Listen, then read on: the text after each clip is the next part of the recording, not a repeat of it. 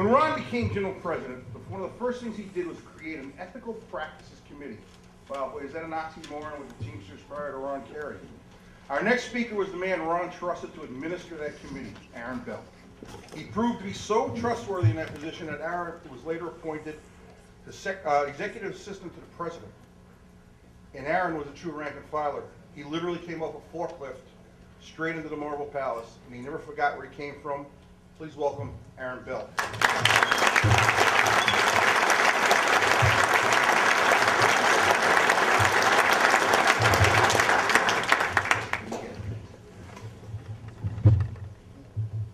I just want to make reference to one other VP here. Let me do it.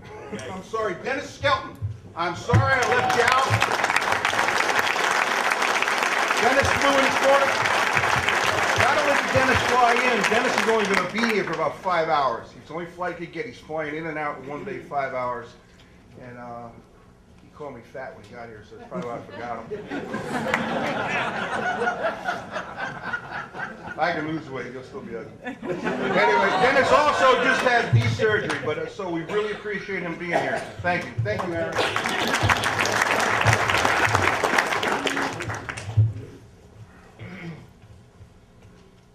When Ron Carey took office, we inherited a union that was corrupt, a union that was known worldwide for the corruption and dishonesty. Ron Carey came in and on the first day said it's going to be a new day in this union. We're not going to be like that before. And he changed everything. He revamped the education department, revamped every division, every department. Spent a lot of time and a lot of hours in the first days and weeks going over strategies, talking to the other vice presidents and other leaders, and many that are in this room today, professionals. I was privileged to work and to carry out some of Ron Carey's plans and commands.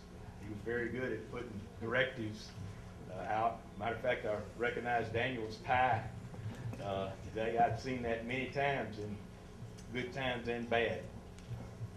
But Ron Carey changed the union by setting up a corporate campaign department, hiring international reps that were union members and leaders that would stand up against employers to negotiate contracts that worked for the members instead of cutting deals in the back room like was done before. Ron Carey was a true man, and I say that without reserve. I've never stood by anyone stronger than Ron Carey or bolder than Ron Carey, and never will until I go to heaven and stand with God, where Ron is today.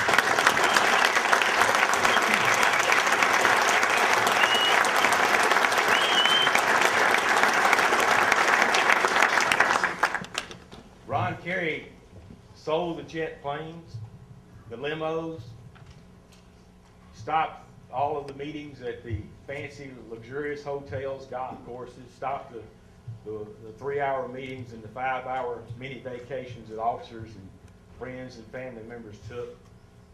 He changed the union and made it work for the members. And Ron Carey spent many, many hours sacrificing his life and time with his family, which I know about. We talked about it a lot, because I've sacrificed with my family. And sorry. Take your time. Doing great.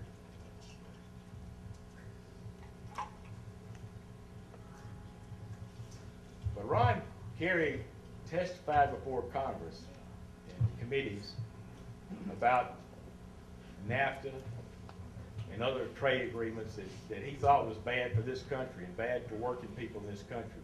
And he talked about the corporate greed by the corporations and the people who ran the companies in this country, the Fortune 500 and others, how greedy they were, how much money they took from the workers and never gave anything back, kept it all for themselves.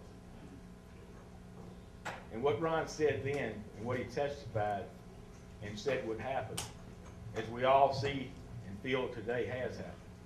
We are suffering everything he said would come to pass has come to pass. because of the greed and corruption of the political leaders of this country and the corporations of this country. That's right. Ron Carey led political action drives across the country, like staying out and staying in touch with the members. We had voter registration drives that he led across the country that organized and registered voters and helped Bill Clinton become president and change the face of Congress. He cut his salary by $50,000 a year, and that was a big thing to do on his part. But the union was in such financial straits that it had to be done. We all did that. Everybody in this room, a lot of people who worked for the international and vice presidents. But Ron was the leader. Without him stepping forward, much of that would have never happened. And he changed things and put different procedures in place to stop the wasteful spending, stop flying first class. He himself, as general president, flew in coach from California sometimes all the way back to New York. Instead of staying overnight in a hotel, he spent it in the airports and on airplanes flying back on the red eye, as he called it. I guess that's a New York term. But anyway, he did a lot of that. But Ron entered office the day we entered the building. He shook hands with everybody that wanted to come into that building. He opened it up and said, "This is a union that's going to be for the members now." And that was not just words, it was action. Everybody that was there that day that wanted to shake Ron Carey's hand could shake Ron Carey's hand and did, because he was there for many hours shaking everybody's hand that wanted to stand in line long enough to do it. And that is one of the best things that I ever saw. And later on, I just want to share one thing to you about Ron Carey. A lot of members' families would call when they had a member that was active in his campaign that was passive. And I would somehow come work down to my office, and I would tell Ron. And I would hear later on, a few months later, or somebody would say, "You know, Ron called my father, and he hadn't spoken in 2 weeks. But we put the phone up next to him, and Ron talked to him. And after he did, my father got up and said some things to the family that he should have said many years before. But Ron never understood why members reacted the way they did to him. And he never understood why, when I'd go tell him some of the things that family members would tell me, he never understood that reaction about people who met Ron Carey. I said, "Ron, I do. You're a human being on this earth that's here for a special purpose, and you're doing it every day." And he established a lot of committees and changed things in this union that will never go back to the way they were. I had some notes here, and I'm leaving out a lot of stuff, but I'm trying to touch on a lot of things that is really not in the area that I was supposed to talk about. But some of the highlights that I've touched on are few. But the accomplishments of Ron Carey are far greater than what I've talked about.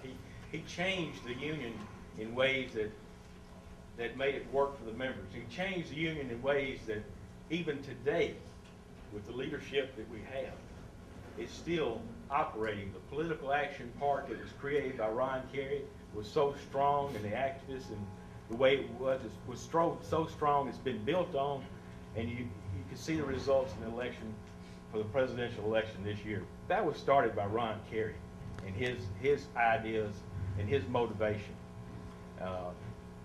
But I'll close with that. I know there's other speakers, and everybody wants to move on with the program. I appreciate the opportunity to be here.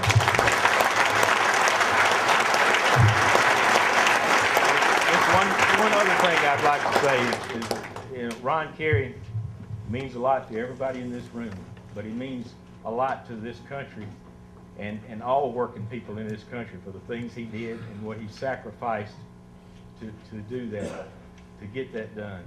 And I just want to say God bless Ron Carey, and God bless Ron Carey's family for giving him to us for a short time. Thank you.